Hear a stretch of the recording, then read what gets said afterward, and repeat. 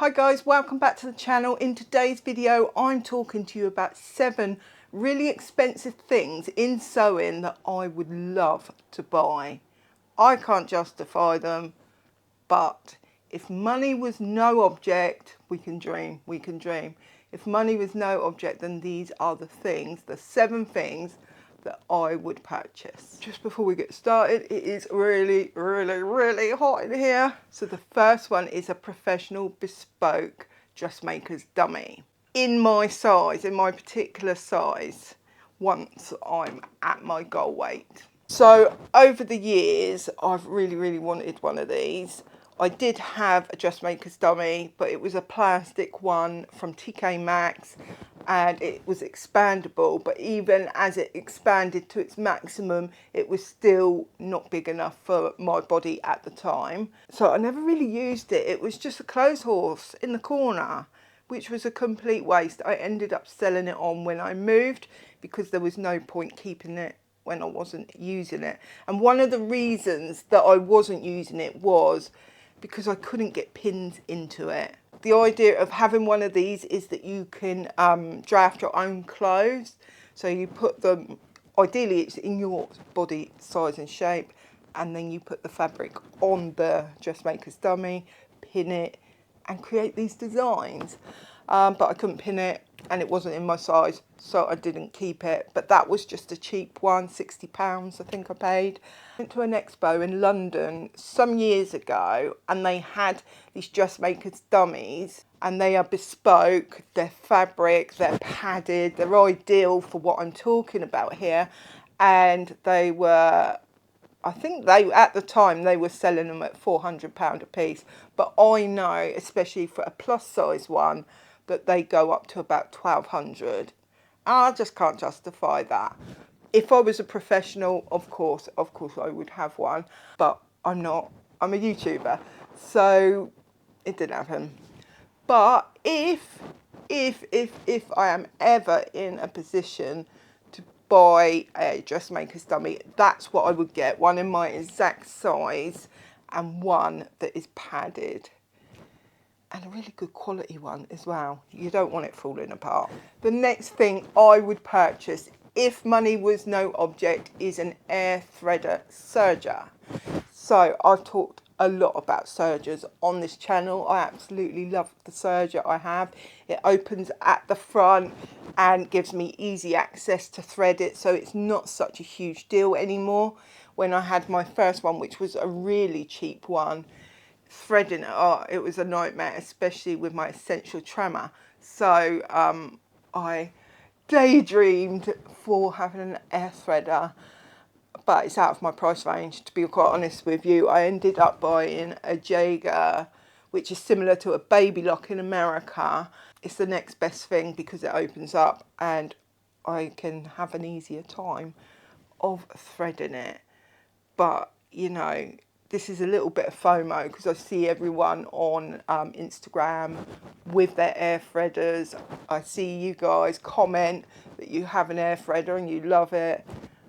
So I've got a bit of fear of missing out here. But the thing is, I've got one that works. I've got one that I really like. So I don't actually need it. This is a want more than a need. And I guess all of the things in this list are wants and not needs. So the next thing I would have or do if money was no object is I would take a dressmaking drafting course.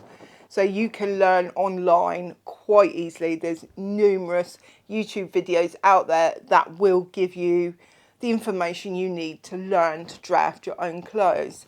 You may well pick up bad habits doing that. And the best way to learn is from the professionals. So if money was no object, I would go and do a university course where I learned to draft clothes. There is a course, I think it's at University of London, might be on the South Bank, I think, that do quite a nice short course in that.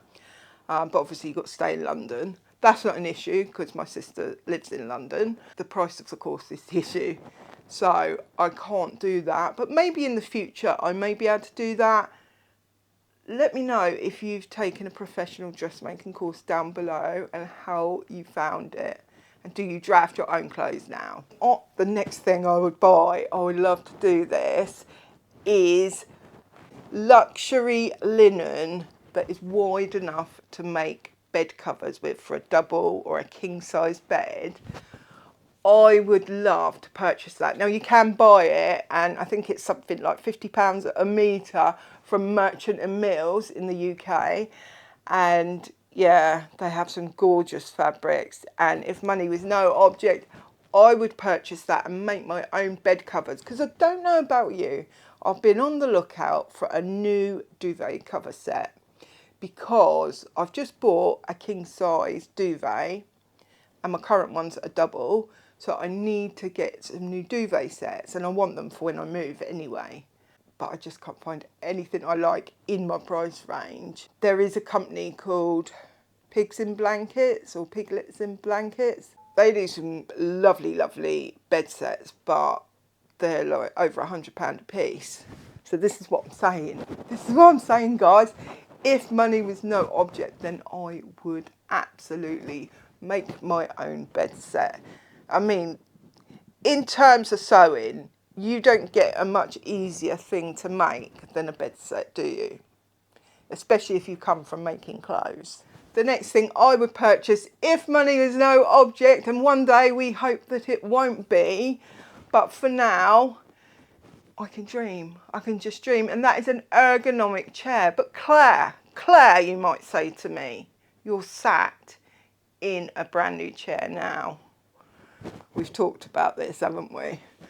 But this is a lounger, this is a recliner, it is not a chair for sewing in. So what I'm talking about is when I'm at my desk, I've got a standing desk for sewing. When I'm there, I would love an ergonomic chair that is really comfortable, that I can sit for hours at a time, and it's going to support my coccyx, because I have a coccyx issue. Recently went to have some manipulation, and then they refused to do the manipulation. So I'm sat here with a coccyx issue still. So I need a really comfortable seat that's going to support my coccyx. And in order to get a chair like that, that's going to cost a lot of money. That's a shame, because I would just have to sew standing up. And that was one of the reasons that I really didn't get back into sewing as quickly as I might have otherwise after my break, is at the thought of just sitting there in agony trying to sew. It just was not very appealing to me. If you like this video, do hit like, comment and subscribe, all the things that will help the video to flourish on the interwebs. The next one is one that is a little bit more expensive, but it's not as expensive as the others, and that is a high-end rotary blade and cutter. So you can buy them for about £50–60, I think. I always buy the cheap plastic ones. Haven't got it to hand at the moment because my home is half packed up at the moment. But you know the ones I'm talking about, the yellow ones, and they don't last, and nor does the blade, and that is the problem. So, yeah, I would like a pink one, a pretty pink one, metal, it's going to last, and the blades last longer as well, because that's the thing, when you buy the cheap blades, they last like 2 or 3 cuts, and that's your lot. The next thing that I would purchase, if money was no object, is a large table. So it's got a large surface area on it for sewing. So my machine would sit in it. You know the type where the machine goes down and then you've got the flat surface, so you can bring the machine up.